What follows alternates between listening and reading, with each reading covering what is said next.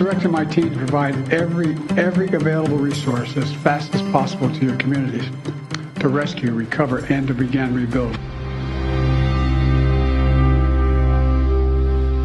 They're claiming there's 98 people dead in that area.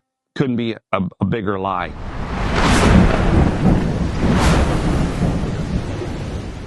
We woke up at 5 o'clock in the morning, and it was still dark.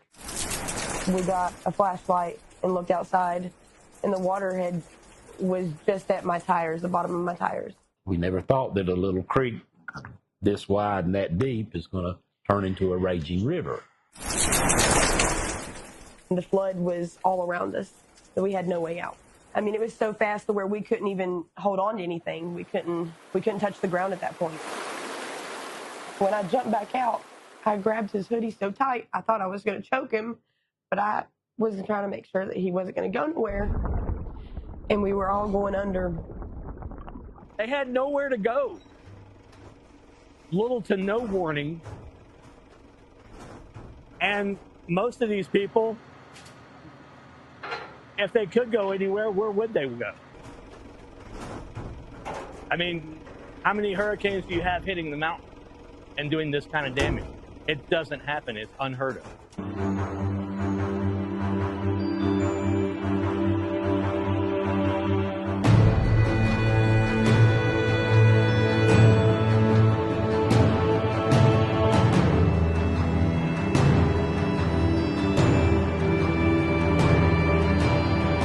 2 days after the storm, we showed up here. I was on a crew with a search and rescue. We went out, we were picking through piles, we were looking for bodies. They can't get out to anything in the fire trucks or the ambulances and stuff, so they really, really wanted to have us come out and bring some side-by-sides. So we brought our side-by-sides out, and we paired up with search and rescue crews. We were picking through looking for people daily. They're finding people everywhere, and we're searching for people everywhere. It's all the citizens. Every bit of it is the citizens. We have a medical assembly here where we have doctors and nurses go in. We have volunteers that have set up tents and have been sleeping here. I don't recognize these people. Where are y'all from? I'm from Alabama. She's from Rutherford County. Thank you very much. People coming from around the country, people with skid steers and backhoes and every kind of equipment that you could think of. Getting to North Carolina was surreal. We were directly behind the storm. We're constantly training and learning and preparing ourselves for these disasters, but this disaster was a gut punch.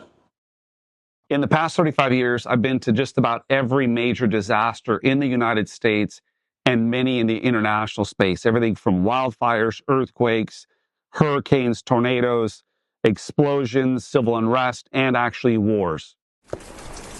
Response time is actually critical in life-saving needs because you have a very small window to make sure that all your teams are in place and you're able to render life-saving aid. There was no communication right after the storm with anybody. You know, it's almost like we almost had to return to like smoke signals, you know, to get everybody organized. In these disaster zones, FEMA typically shows up. We see them on day 2. FEMA didn't show up until day 7. Day 7 is when they showed up. I've been up here, but we're over a week after the storm, still has not had anybody government-wise, FEMA-wise. Nobody has come and reached out to them. Nobody's helped them. Well, I can tell you firsthand knowledge from me and my team working from Asheville, Boone, North Carolina, Chimney Rock, all those areas, all the impacted areas. The first responders that have showed up in a huge way when they actually had permission to show up. But from a federal level, it starts from the commander-in-chief and goes all the way down. I did not see one FEMA asset in place. The first assets that we started seeing was on day 6 going into day 7. What happened in Hurricane Helene was nothing short of a complete government failure from the top down. You have this massive hurricane coming over the mountains, you send out a reverse 911, you evacuate those zones, none of that happened. There was no teams being advanced into that area to provide those rescues and to provide medical aid to those people that were in danger. Those people that were cut off completely from medical, from food, from water, from communication, from all resources. I've never seen a worse disaster response ever.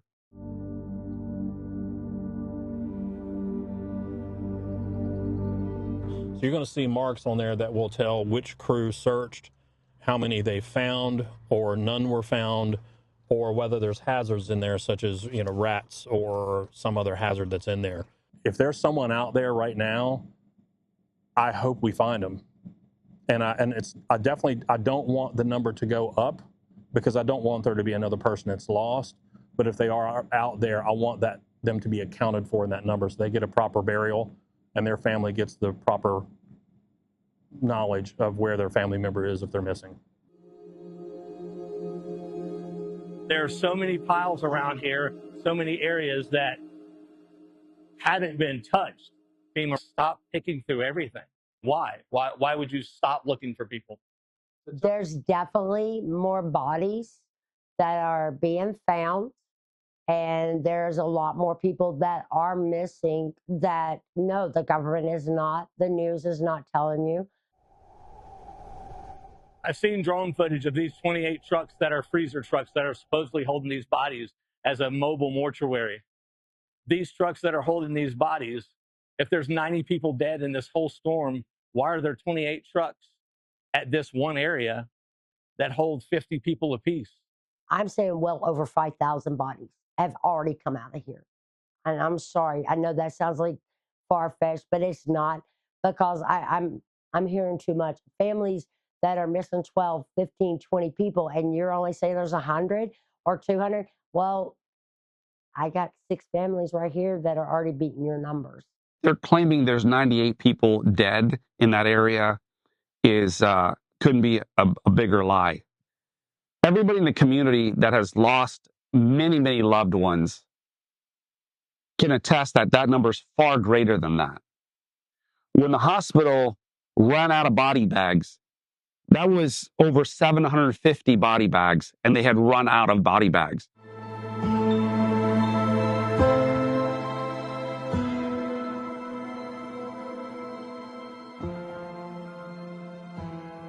I think there's a deliberate effort by this current administration to keep the body count down in this election cycle, because for them, it is politics. It's not about people.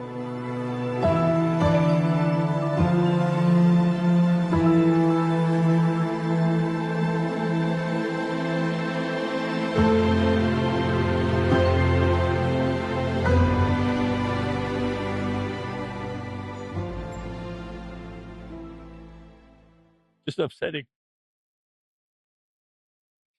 They need closure.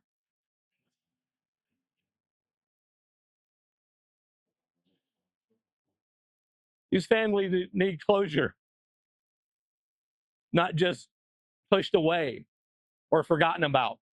People need to just tell the truth. I mean, you know, let's be truthful and honest. They talk about being transparent. You hear that word all the time. And let's be transparent with this and let people know the real story. I mean, as devastating as it is and as hard as it is, that was somebody's loved one, you know?